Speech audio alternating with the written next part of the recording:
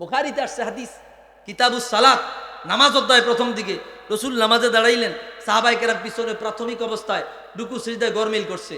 হুজুর নামাজ শেষ করলেন, আতিম্মুর রুকু ওয়াস সুজুদ ফাইন্নী আরাআকুম ওয়ারা আযহারি, সাহাবীরা রুকু সিজদা ভালোমতো আদায় করো, তোমরা মনে করেছো আমি সামনে তাকিয়ে রইছি, না, সামনে যেমন দেখি পিছনেও তেমন দেখি। আরো জোরে বলি আল্লাহু আকবার। রাসূল সাল্লাল্লাহু আলাইহি ওয়াসাল্লাম ঘুমাইলেও যেই, না ঘুমাইলেও সেই। বুখারীতে হাদিস আছে, রাসূল রাত্রে জাগলেন, ফাতাওয়াদ্দা, উযু করলেন, ফাসাল্লা রাকাতাইন, দুই রাকাত করে নামাজ পড়লেন, সুম্মা নামা, হুজুর ঘুমিয়ে গেলেন, হাত্তা নাফাকা, নাক ডাকলেন।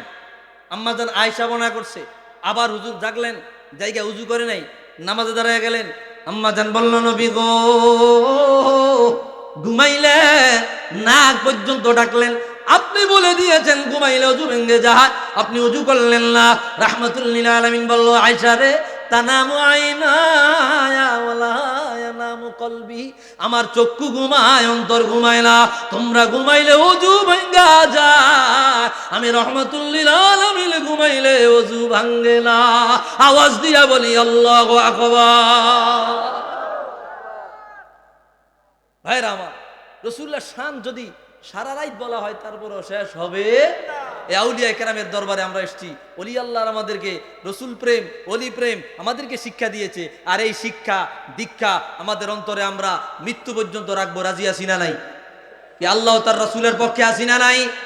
ওলি আল্লাহর পক্ষে আছি না নাই? আল্লাহ কবুল করুক না, আমিন।